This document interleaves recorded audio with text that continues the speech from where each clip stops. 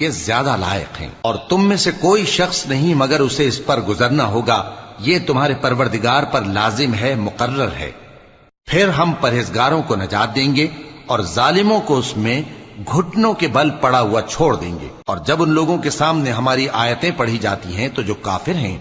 وہ مومنوں سے کہتے ہیں کہ دونوں فریق میں سے مکان کس کے اچھے اور مجلسیں کس کی بہتر ہیں،